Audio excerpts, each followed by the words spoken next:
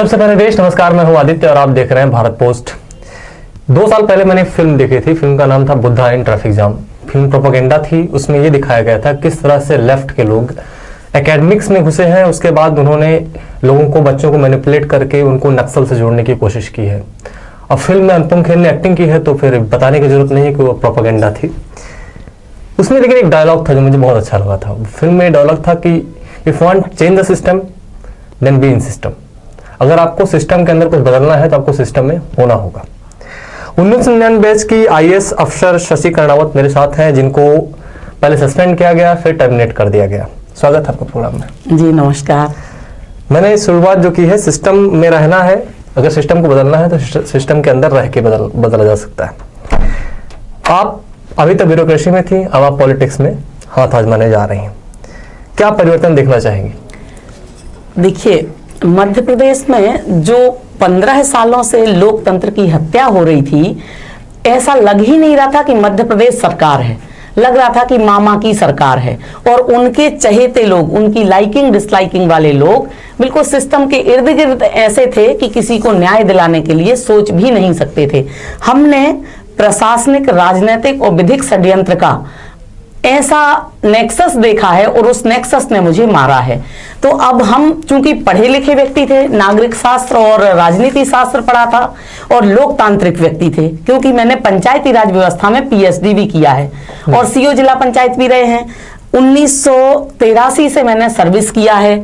तो आप ये सोचिए कि हम नक्सलाइट नहीं बन सकते थे सिस्टम को बदलने के लिए। हम लोकतांत्रिक तरीके से बिना अस्त्र की लड़ाई लड़के सिस्टम को बदल सकते थे और वही मैंने किया कि ये हमारा निशान है, ये हमारी उंगली है, ऐसे लगाओ तो विक्ट्री आपके हाथ में होगी। तो हम बिना अस्त्र की लड़ाई लोकतांत्रिक तरीके से लड़ रहे हैं। ठीक है, ये तो आपका अपना जो कुछ कहना था आपने कह लिया। अब मेरा प्रश्न थोड़े से सख्त होंगे। हाँ, बिल्कुल बिल्कुल, कोई दिक्कत नहीं। ये घोटाला 33 लाख रुपए का जो मामला सामने आया था, प्रिंटिंग मामला, जी जी जी, इसका पूरा आप मुझे बताइए कि किस तरह से एक्चुअली था क्या ये?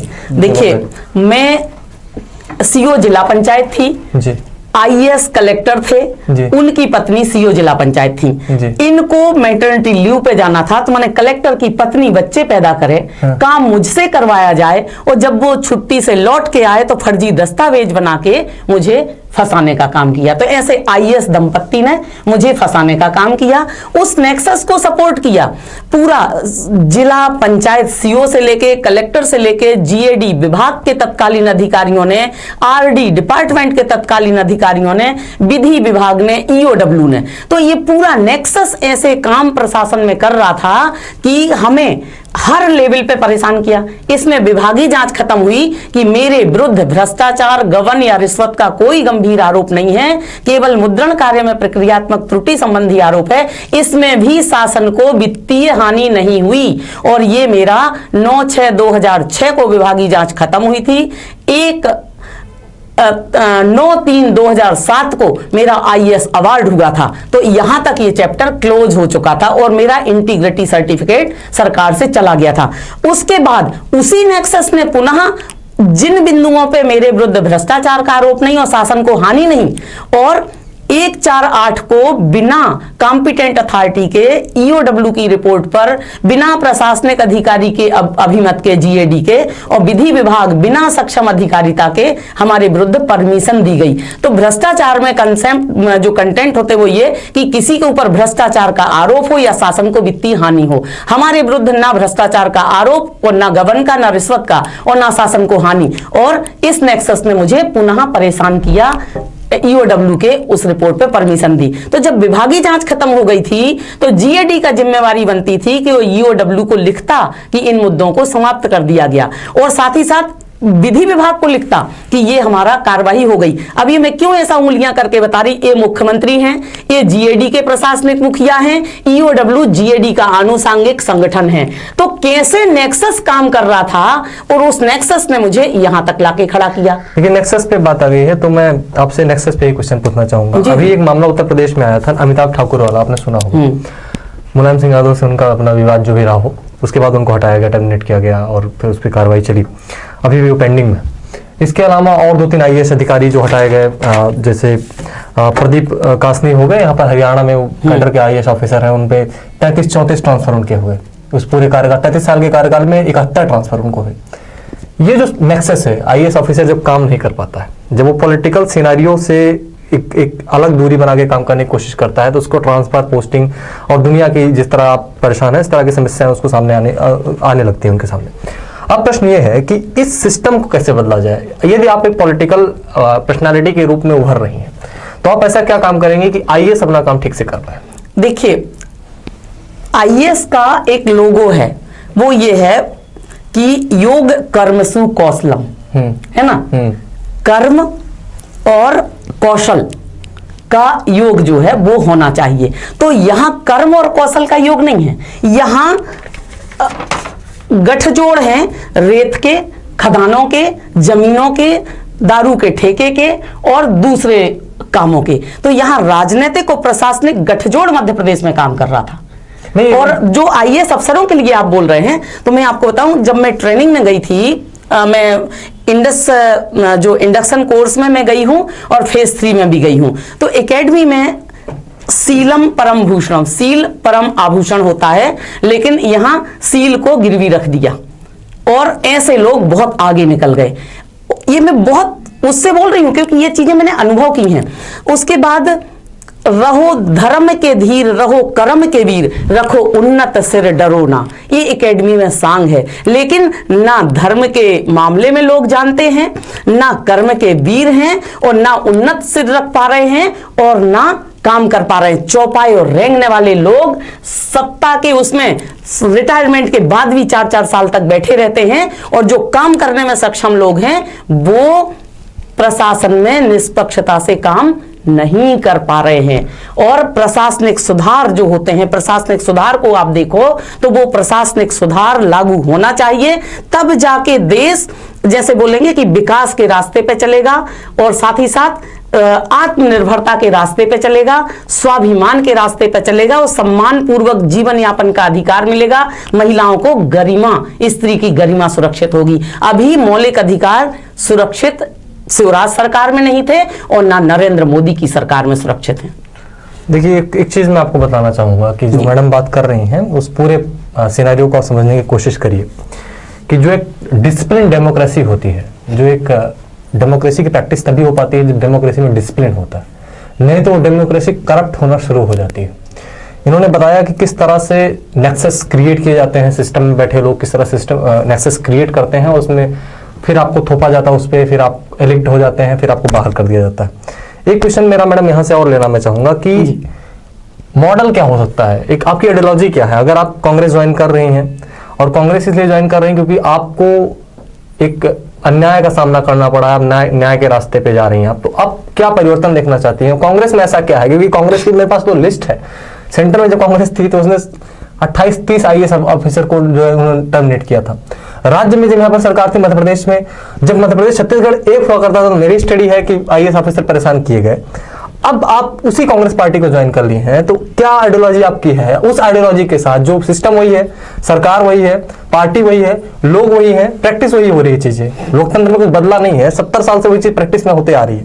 अब आप क्या सोच रहे हैं, कांग्रेस में ऐसा क्या बदल देंगे आप जाकर के, या राजनीति में आप जाकर ऐसा क्या बदल देंगे कि आईएएस ऑफिसर अपना ढंग से काम कर पाएगा, आपको न्याय मिल जाएगा और आगे इस तरह से कुछ रोड मैप आप बना पाएंगी जिससे कम से कम ब्यूरोक्रेसी थोड़ा सा इंडिपेंडेंटली काम कर पाए? देखिए, अब मैं आपको बताऊं, मैं देश की नागरिक हूं, ठीक है, और नागरिक के नाते जो कर्तव्य होते हैं मैं उन कर्तव्यों का पालन कर रही हूं। और कांग्रेस में क्यों आई, मैं 3-4 आपके प्रश्न है लगातार, मैं उसका उत्तर दूंगी।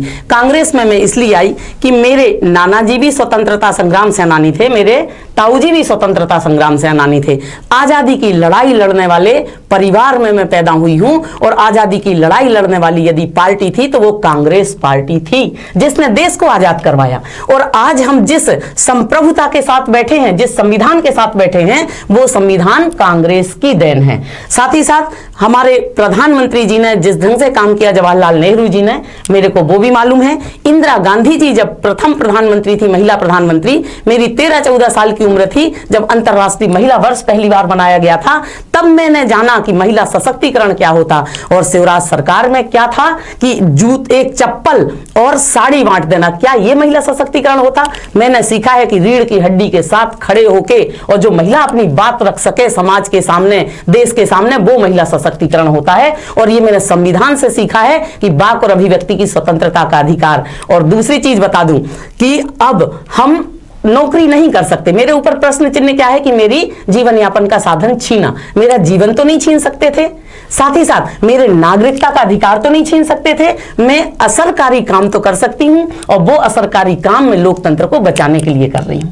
और कांग्रेस में आने का जहां तक प्रश्न है तो वो आपको बता दूं कि स्कैम अलग चीज होती है, लेकिन जब माननीय राजीव गांधी प्रधानमंत्री थे 73वां 74वां संविधान संशोधन हुआ था, इतना बृहद संशोधन था कि अनुसूचित जाति, जनजाति, अन्य पिछड़ा वर्ग को जनसंख्या के अनुपात में और महिलाओं को 33.33% आरक्षण, माने ग्रास रूट डेमोक्रेसी तक यदि कोई पार्टी ले गई है लोकतंत्र को तो वो कांग्रेस पार्टी थी। और इसलिए मैं कांग्रेस पार्टी में आई हूं। सूचना का अधिकार, जानने का हक किसी ने दिया, वो कांग्रेस ने दिया। शिक्षा का अधिकार किसी ने दिया, वो कांग्रेस ने दिया। मनरेगा रोजगार की गारंटी किसी ने दी, वो कांग्रेस ने दी। और आप तो यंग हैं, आपकी तरफ देख के बोलना चाह रही हूं कि जब मैं पढ़ती थी 21 साल उम्र थी वोट डालने की, और मैं 20.5 साल में एमए मैंने कर लिया था। तो मैंने वोट पहली बार कब डाला होगा पता है? जब माननीय इंदिरा गांधी जी का हत्या हो चुकी थी और जब चुनाव हुए थे और मैं डिप्टी कलेक्टर थी, तब मैंने पहली बार वोट डाली थी।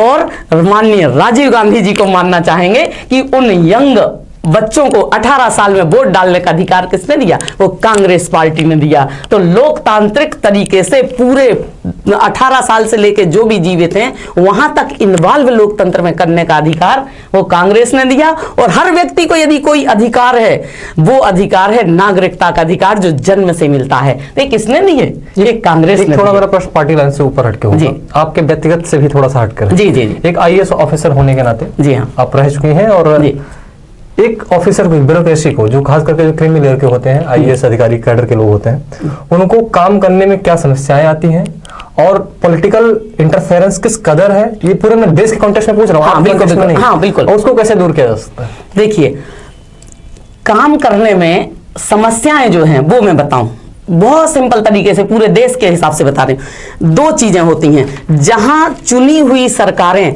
सुरुचिपूर्ण ढंग से काम करना शुरू करती हैं वहां समस्याएं पैदा होती हैं। जहां सुंदर नीति, जो सुनीतिपूर्ण कार्य होता है, वहां अधिकारियों को कोई दिक्कत नहीं होती है।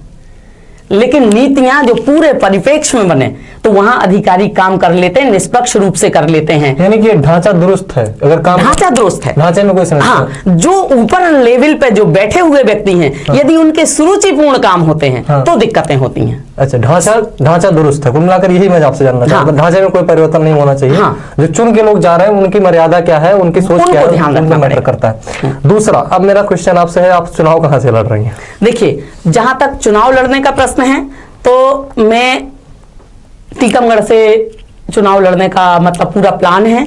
मैं अपने लोक की 5 परिक्रमाएं पूरी कर चुकी हूं। मेरे लोकसभा क्षेत्र में टीकमगढ़ और टीकमगढ़ जिले में टीकमगढ़, खरगापुर और जतारा 3 विधानसभा सीट हैं। फिर दूसरा जिला है निवाड़ी, जो 52वां जिला भी बना, उसमें निवाड़ी और पृथ्वीपुर 2 विधानसभा सीट हैं। तीसरा जिला है छतरपुर, जिसमें छतरपुर, महाराजपुर और बिजावर 3 विधानसभा सीट हैं। तो मेरा पूरा जो लोकसभा सीट है वो 2009 में मतलब एससी में आया और 2014 में मतलब जो 2 बार से एससी सीट है, सुरक्षित सीट है, उसके पहले जनरल में था और परिसीमन के पूर्व। तो अभी की स्थिति यह है कि मैं अनुच्छेद 341 में आती हूं और अनुच्छेद 341 के तहत वो रिजर्व सीट है और इसलिए मैं वहां से लड़ने के लिए पूरी तैयारी कर रही हूं। वहां लगभग 23 लाख से ज्यादा जनसंख्या है, 2053 के लगभग मतदान केंद्र हैं और लगभग 16 लाख मतदाता हैं। तो सीट यद्यपि रिजर्व है, 23% वहां अनुसूचित जाति की जनसंख्या है, लगभग 5% अनुसूचित जनजाति की जनसंख्या है, 72% ओबीसी और जनरल वहां का है। इस गणित से तो आप चुनाव जीत रही हैं। बिल्कुल, इस गणित से जो लड़ेंगे और जीतेंगे, वो तो सही है। आप शुभकामनाएं हमारी आपके साथ हैं। Thank you. लेकिन अब जो आपने बताया कि दलित की संख्या आपने बताया, एसटी की संख्या आपने बताई, आपने बताया सुरक्षित सीट है जी, बुंदेलखंड है वो, जी हाँ, समस्याएं आप देख रहे हैं, जी हाँ, सूखा ग्रस्त इलाका, हाँ, गरीबी से त्रस्त इलाका, बिल्कुल बिल्कुल, भूखमरी से त्रस्त इलाका, शिक्षा का बदतर स्थिति, हाँ, कोई मूलभूत सुविधा नहीं। आपकी क्या सोच उस पर? देखिए, मैं बुंदेलखंड का कर्ज चुकाने ही तो जा रही हूँ, क्योंकि मैं बुंदेलखंड में देवरी सागर में जन्मी हूँ और जिस गांव में जन्म हुआ था वहां प्राइमरी स्कूल नहीं था, लाइट नहीं थी, हम बिना जूते चप्पल के खेत की मेड़ पे से स्कूल पढ़ने जाते थे, रसेना और डोभी। देवरी से मैंने पढ़ाई की, एमए अपनी यूनिवर्सिटी की फर्स्ट क्लास स्टूडेंट रही हूं, सागर यूनिवर्सिटी की। तो हमें जन्म और नाम और शिक्षा बुंदेलखंड से मिला। हटा दमोह जिले में मैं सीएम और नगर पालिका रही हूं, छतरपुर में सीओ जिला पंचायत रही हूं, टीकमगढ़ में इलेक्शन ऑब्जर्वर रही हूं, दतिया से मेरी दीक्षा हुई है, शिवपुरी में एडीएम रही हूं और कटनी में भी एडीएम रही हूं आईएएस होने के बाद। तो मेरी शिक्षा, दीक्षा, जन्म सब बुंदेलखंड में हुआ। तो मैं पक्की वाली बुंदेलखंडी हूं और बुंदेलखंड का कर्ज चुकाने ही वहां जा रही हूं। और मैं ये जानती हूं कि दो चीजें अब आपको बताऊं बुंदेलखंड का, ये माननीय कमलनाथ जी सांसद हैं और छिंदवाड़ा का विकास मॉडल चलता, यहां भी सांसद हैं और 2 बार से एक ही पार्टी के सांसद हैं, लेकिन वहां पलायन है, बेरोजगारी है, इसके साथ ही साथ वहां पर जो और समस्याएं हैं, नदी जोड़ो परियोजना प्रथम इंडिया की शुरुआत वहां से हुई थी, अभी तक काम शुरुआत नहीं हुआ। और एक और सेक्स रेशो जो वहां का है वो ऐसा है कि हम वो क्षेत्र घूम के आए हैं कि पलायन वाले क्षेत्र में ताले लगे हैं बड़ी बड़ी बिल्डिंग पे, और उड़ीसा से जो महिलाओं को लेके आके शादी विवाह रचा के जो अपनी फैमिली लाइफ जी रहे हैं, ऐसा क्षेत्र भी मैं देख के आई हूं वहां का।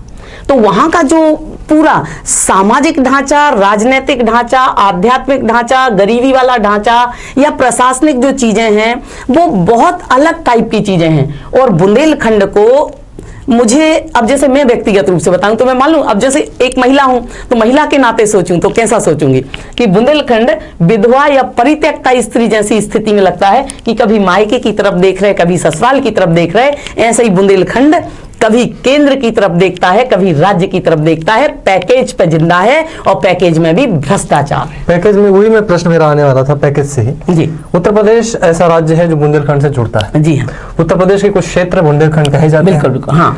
उत्तर प्रदेश का जो बुंदेलखंड है, मध्य प्रदेश का जो बुंदेलखंड है, उनकी जो समस्याएं है पानी को लेकर के कॉमन है, सूखाग्रस्त है। डैम की परियोजनाएं है बहुत सारी, कुछ पेंडिंग है, कुछ बन चुकी है। ये परियोजनाएं तभी सफल हो पाएंगे जब उत्तर प्रदेश सरकार के साथ यहाँ की सरकार मिलकर के उस जल परियोजना पर कोई विशेष काम करे। ये महत्वाकांक्षा ना तो उत्तर प्रदेश सरकार दिखाती है ना मध्य प्रदेश की सरकार दिखाती है, दोनों में मिल करके कोई इस तरह की योजना कभी शुरू ही नहीं की कि जिससे पानी की समस्या वहां पर से निजात पाया जाए। अब ये नई सरकार है आपकी, वहां पर सरकार योगी जी की है। अब ये क्या ऐसी योजना की कुछ इस तरह की योजना है कि पानी को लेकर, सबसे बड़ी समस्या तो पानी ही है, पानी की समस्या, पानी को लेकर के दोनों राज्य निपटेंगे, ऐसा मतलब इंटेलेक्चुअल्स में चर्चा रहती है। क्यों दोनों राज्य बात नहीं करते? आपको लगता है कि आप जब सांसद चुन के जाएंगे तो दोनों राज्यों के भीतर इस तरह कोई बातचीत होगी जिससे कि कॉमन प्रोग्राम चलाकर पानी की समस्या से निजात पाया जाए? मैं आपको एक चीज बताऊं, रहीमन पानी राखिए बिन पानी सब सून, पानी गए न उबरे मोती मानस चून। तो पानी यदि आंखों का बचा है, ठीक है, पानी यदि आंखों का बचा है वो लज्जा कहलाती है, तो 354 और 376 नहीं होंगे। मैं समाज की चीजें बता देती हूँ। पानी यदि शरीर में बचा है तो डायरिया से मौतें नहीं होंगी, है ना। और मनुष्यों में यदि पानी बचा है तो पीने के पानी को तरसेंगे नहीं लोग और पीने के पानी की समस्या का हल करेंगे, क्योंकि पानी की जो तरलता होती है, अब यदि पानी की तरलता को वो तो जिस दिशा में ढलान होगी वहां बहेगा। और इसीलिए मैंने जो सबसे पहली बात की थी, नदी जोड़ो परियोजना, नदी तालाब जोड़ो परियोजना, जब तक वो शुरू नहीं होगी पानी की समस्या हल नहीं हो सकती। और दोनों नदियों पे जब तक पुल नहीं बनेंगे पानी की समस्या हल नहीं हो सकती। चलिए आप, और इन सब चीजों पे मैं आपको बताना चाह रही हूँ इसलिए कि मैं अपनी आंखों से देख के आई हूं, मैं कानों सुनी बात नहीं कर रही। मैं 6 बार अपनी लोकसभा क्षेत्र का भ्रमण करके आई हूं, और चाहे यूपी की सरकार हो चाहे मध्य प्रदेश की सरकार हो, जनता लोकतंत्र की मालिक होती है, जनता वोट देती है तब सरकारें बनती हैं। इसलिए सरकारों को सोचना ही पड़ेगा कि जनता प्यासी ना मरे। चलिए 376 का आपने खूब जिक्र किया, और 376 से मेरा प्रश्न है, बहुत गंभीर प्रश्न है। बुंदेलखंड से आप महिला हैं, बहुत शर्मसार हो जाता हूँ कहते हुए कि मध्य प्रदेश, क्योंकि हम भले ही अलग अलग राज्य से संबंध रखते हैं, उत्तर प्रदेश का हूँ, लेकिन एक देश के नागरिक हैं, राष्ट्र हमारा भारत है, बिल्कुल, जो इसकी सभ्यता रही है, महिलाओं का सम्मान हमारे इतिहास का पहचान है। ऐसी स्थिति में मध्य प्रदेश में सबसे ज्यादा बलात्कार इस साल हुए, जैसे कि एनसीआरबी का डेटा रिलीज हुआ। एक महिला होने के नाते आपकी क्या भूमिका होगी इससे निजात पाने की? देखिए मैंने जो इसमें देखिए लॉ एंड ऑर्डर पे तो मैं आपको टोकना चाहूंगा क्योंकि उस पे शिवराज सिंह चौहान ने जो 24 घंटे में फांसी, 38 घंटे में फांसी, 45 घंटे में फांसी, सामाजिक परिवर्तन में बहुत बड़ा ताकत हो सकती है इस पे रोक लगाने की। आप लॉ एंड ऑर्डर पे बहुत चुस्त दुरुस्त हो सकते हैं, आप सजाओं को बहुत कठोर कर सकते हैं, लेकिन क्या उससे वो एक रास्ता है? अगर वो रास्ता होता तो अभी तक उसके बाद भी बहुत सारे बलात्कार हुए तो नहीं होते। मेरा प्रश्न है कि सामाजिक सरोकार जो है महिलाओं के प्रति, उसमें क्या परिवर्तन आप देखना चाहते हैं? देखिए उसी चीज तरफ में आ रही थी, मैं आपको बता देती हूँ। बलात्कार के मामले में जब अपन बात करेंगे तो ये देह का देह पर आक्रमण, कि यदि हाथ पुरुष का है और ये हाथ स्त्री का है और वो बलवान है तो ऐसे हाथ पकड़ता, माने देह का देह पे आक्रमण। तो इसको मैं कहना चाहूंगी, सुंदर काया देखकर मन उपजत अनुराग, और चढ़ो न हो तो चाम तो चींथत होते काग, है ना। ये देह का देह पर आक्रमण है, एक शक्तिशाली का निर्बल के ऊपर आक्रमण है, और दूसरी चीज ये एक जटिल मनोवेग है, जटिल मनोवेग, ठीक है। और जटिल मनोवेग कैसे, वो आपको समझा देती हूं कि ये है वात्सल्य, स्नेह, वात्सल्य और ममत्व है, इसमें कोई दिक्कत नहीं। मनोभाव ये है, स्नेह कोई दिक्कत नहीं, ये भक्ति है कोई दिक्कत नहीं, ये श्रद्धा है कोई दिक्कत नहीं, और प्रेम और विश्वास है तो कोई दिक्कत नहीं। जब प्रेम के साथ काम या काम के साथ प्रेम का आवेग होता है वहां दिक्कत होती है। प्रेम के साथ काम जब होता है तो वो समर्पण कहलाता है, और जब अकेला काम होता है तो वो बलात्कार होता है। तो इन सब चीजों को समझाने के लिए जो हमारे पुराना जो हमारा शिक्षा का जो तरीका था, नैतिक शिक्षा की जो कहानियां थी, रक्षाबंधन का भी जो पाठ पढ़ाया जाता था, अब ऐसे पाठ और ऐसी नैतिक शिक्षाएं नहीं पढ़ाई जा रही हैं। तो कहीं ना कहीं हमें अपने शिक्षा के सिस्टम में सुधार करना पड़ेगा, इसमें कोई दो मत नहीं। और ये समझाना पड़ेगा कि हम सब मानव योनि में जन्म लिए हैं, स्त्री लिंग कहलाता है और पुल्लिंग कहलाता है, ठीक है कि नहीं। लेकिन स्त्री को जब योनि के रूप में देख के शुरू किया जाता है काम, तब वो बलात्कार होता है। तो इसको समझाने के लिए हमें पता, हर किसी व्यक्ति पे संकालू नजरों से नहीं देखना पड़ेगा। लड़कों को ये लगता है कि हमारे प्रति किसी का संवेदनशील नजरिया ही नहीं है, हम यदि किसी के पीछे जा रहे हैं तो वो अपराध की श्रेणी में आ जाता। लड़कों की माएं बोलती, मैडम ऐसा लगता है शाम तक बच्चा वापस आएगा कि नहीं सुरक्षित, कहीं जमानत करने तो नहीं जाना पड़ेगा। तो आप सोचो कि हमें खतरा किससे है। तो मैं कभी कभी सोचती हूँ कि खतरा किससे है, खतरा व्यक्ति को व्यक्ति से खतरा है, स्त्री को पुरुष से खतरा है, पुरुष को स्त्री से खतरा है। और खतरा क्यों है, क्योंकि हमारी नजरों में दोष है। तो मैं कभी कभी बोलती हूँ कि आंखें अब झरझर नहीं बहती लेकिन सजल हैं, क्योंकि लज्जा शेष है। तो लज्जा स्त्रियों में भी होना चाहिए, लज्जा पुरुषों में भी होना चाहिए, और साथ ही साथ जो समाज का जो ढांचा है वो बदलना चाहिए। तो हम ये ब्रेकिंग न्यूज मान के चले, या आपने कभी कहीं डिस्क्लोज और ज्यादा कर दिया है कि आप वहां टिकमगढ़ से चुनाव लड़ रही हैं? देखिए क्या कह रही है। देखिए मैंने लोकतांत्रिक व्यक्ति हूं जी, और लोकतांत्रिक व्यक्ति को इसलिए बताना चाह रही हूं, अब आपको बताऊं, इच्छा और अभिलाषा या जो भी कहें आप उसको। 1947 में देश आजाद हुआ था, अनुच्छेद 341 के तहत कुछ सीटें रिजर्व हैं, लेकिन मैं आपको बता दूं कि हम लोग अनुच्छेद 341 में आते हैं, लेकिन जब से देश में चुनाव हुए हैं, 1950 में संविधान लागू हो गया था और आज हम 21वीं सदी के 2019 में बैठे हैं, तब से लेके आज तक हम लोगों को राजनीतिक प्रतिनिधित्व तो कहीं मिला ही नहीं, ना विधानसभा में और ना लोकसभा में। अच्छा, ये क्वेश्चन मेरा और है, मैं चूंकि मैं दलितों पे बहुत ज्यादा पढ़ता हूँ जी, मेरी बहुत, मैं व्यक्तिगत रूप से बहुत स्टडी किया हूँ जी, बहुत सारी किताबें और मेरी अपनी संवेदना है जी।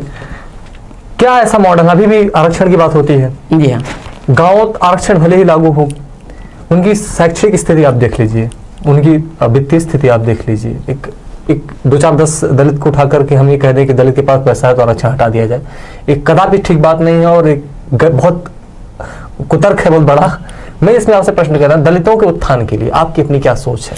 देखिए मैं आपको बताऊं, सबसे पहले जब तक मैं पढ़ती थी तो मैं अनमेरिट आई हूँ, ठीक है, अनमेरिट आई हूँ, और पीएससी में भी मैं अनमेरिट आई हूँ, ठीक है। और मेरे नाना जी बोलते थे कि देश इसलिए आजाद नहीं करवाया था कि बच्चों को बैसाखी के सहारे छोड़ के जाएं, तो हमने आज तक किसी भी बैसाखी का उपयोग नहीं किया। अब वो मैं आपको बता दूं, लेकिन दलितों के प्रति जहां तक संवेदनशीलता और न्याय का प्रश्न है, वो मुझे पता कब ज्यादा समझ में आया, बिल्कुल हृदय में आज भी वो दृश्य बसे हैं जब मैं हटा में नगर पालिका सीएमओ बनी और 1982 की ये घटना है जब सिर पे मेला ढोने की प्रथा का अंत होना था, तो उस समय हाथ की ट्रालियां उनको जब दी गई थी, वो काम मैंने किया है।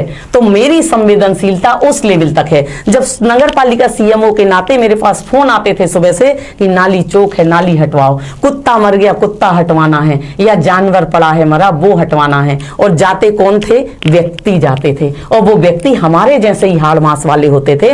और दूसरा, जब अस्पतालों में मैंने देखा, जो मर्चुरी में जो पीएम करते हैं, एक वो दृश्य मैंने देखा। और एक तीसरा दृश्य, जब मर्ग कायम हुआ और किसी की लाश दफनाई गई और आर्डर हुआ कि हम मजिस्ट्रेट अपने सामने वो लाश उखड़वाएं और पंचनामा बनवा के लाएं, तो हमने पीरियड में होते हुए भी मैं मरघटे में जब बैठ के और लाश उखड़वाई है और पंचनामा बनवाया है। तो आप सोचिए वो कौन लोग थे? पंचनामा, लाश उखाड़ने वाले कौन थे, पीएम करने वाले कौन थे, और मेला ढोने वाले कौन थे? वो मेरे ही जैसे लोग थे जो ये सब काम कर रहे थे। और जो ये काम कर रहे हैं उनके प्रति मैंने समाज की सहानुभूति, आप ये देखिए, समाज का नजरिया देखिए। तो उस दिन से मेरे रोंगटे खड़े हो रहे हैं। उस दिन से मैंने ठान लिया था कि मुझे काम करना है। फिर दूसरी चीज, हमें 18 साल ट्राइबल एरिया में रहने का अनुभव मिला, हमें फील्ड में 28 साल रहने का अनुभव मुझे मिला, और 35 साल मैंने नौकरी की। और 35 साल की नौकरी में मुझे क्या मिला? आप बताइए क्या मिला मुझे? 35 साल की नौकरी में मुझे एक सिंगल रुपए शिवराज सरकार ने नहीं दिया। तो क्या मैं ऐसे हाथ फैला के जाऊं? ये दलितों से चाहते हैं कि लोग ऐसे हाथ फैला के जाएं या घुटने केवल बैठें। तो मैंने यही तो नहीं किया, ना घुटने केवल बैठे ना हाथ फैलाए। और आज भी मैं उन सबको यही कहूंगी, मेरे प्यारे भाइयों बहनों, कि हाथ नहीं फैलाना है, घुटने केवल नहीं बैठना है। रीढ़ की हड्डी के साथ पैदा हुए हैं, रीढ़ की हड्डी के साथ खड़े रहना है। और एकल नागरिकता का अधिकार है, आपको वोट से आप सरकारें बदल सकते हो, गिरा सकते हो, वो आपको करना है। और राइट टू एजुकेशन एक्ट का उपयोग करना है, राइट टू इंफॉर्मेशन एक्ट का उपयोग करना है। मनरेगा में आपको गारंटी मिली है और संविधान गारंटी देता है कि देह और प्राण की रक्षा का अधिकार संविधान में दिया है, और शासन की जिम्मेवारी और पुलिस की जिम्मेवारी होती है। तो इस संविधान को यदि पालन करने वाली सरकार आ जाए तो क्या बात है कि दलितों का उठाने उल्टा करता हूं मैं। डॉक्टर भीमराव अम्बेडकर दिला दिया आपने जी, उनकी अपनी एक सोच थी। उन्होंने संविधान में जब आरक्षण का प्रावधान रखा तो उनका जो नजरिया था वो था कि उनको समाज में एक बराबरी का हक मिले, कोई वित्तीय लाभ मिल जाए, कोई नौकरी में मिल जाए, ऐसा नहीं था उनका विजन। उसको बहुत नैरो करके लोग देखते हैं। उनका बस यही था कि समाज में उनको बराबरी का हक मिले। आज के दौर में जो स्थिति है, आप उनको अवेयर कर लीजिए, उन तक पहुंच जाइए, उनको आप नौकरी के बारे में बताइए, एजुकेशन के बारे में बताइए, इंफॉर्मेशन के बारे में बताइए, उनको जोड़िए चीजों से, डिजिटलाइज करिए, वो दौर चलेगा, चलता रहेगा। जब तक एक बड़ा वर्ग जो सवर्ण वर्ग है, जो अपर कास्ट है सो-कॉल्ड, वो वर्ग को आप अवेयर नहीं कर पाएंगे उनके प्रति, तब तक ना तो आरक्षण काम करने वाला, ना तो उनके अवेयरनेस। मेरा अपना मानना है कि इस वर्ग को समझाना बहुत जरूरी है कि वो भी एक व्यक्ति है। इस दिशा में आप क्या सोचते हैं और क्या ऐसा काम कुछ करेंगे? हाँ, वो मैं बता रही हूं आपको। संविधान कहता है सामाजिक, आर्थिक और राजनीतिक न्याय, अपन वहीं आ गए। तो आपके दोनों प्रश्न हैं। राजनीतिक न्याय हमें मिल गया कि जैसे मध्य प्रदेश के संदर्भ में देखें तो 35 एससी की सीटें और 47 एसटी की, ये राजनीतिक न्याय है और वहां वो ही लोग चुन के आते हैं। आर्थिक न्याय, गरीबी रेखा की योजनाएं हैं, बहुत सारी योजनाएं आर्थिक न्याय की। अब अपन सामाजिक न्याय पे बात करेंगे। अब सामाजिक न्याय पे जब बात करेंगे, हम अपने क्षेत्र की बात बताएं। सामाजिक न्याय के राज्य मंत्री हैं वीरेंद्र खटीक जी, जो 10 साल से वहां के सांसद हैं। लेकिन सामाजिक न्याय क्या हुआ? कुछ नहीं हुआ, क्योंकि विजन उनका क्लियर नहीं है ना। और सामाजिक न्याय नहीं हो पा रहा, उसके कारण क्या है?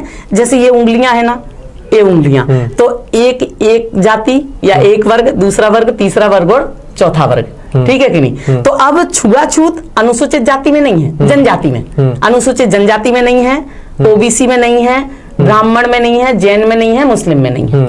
माने इनमें आपस में कोई छुआछूत नहीं है। छुआछूत वाला जो बात है, संविधान कहता अस्पृश्यता का अंत, ठीक है? तो अस्पृश्यता का अंत लिखने में तो हो गया, लेकिन समाज में मन में, हृदय में, भाव में, उसमें नहीं होगा। माने मानसिक मनोदशा बदलना पड़ेगी, भाव दशा बदलना पड़ेगी, विचार बदलना पड़ेंगे और सामाजिक समरसता के बीज बोना पड़ेंगे।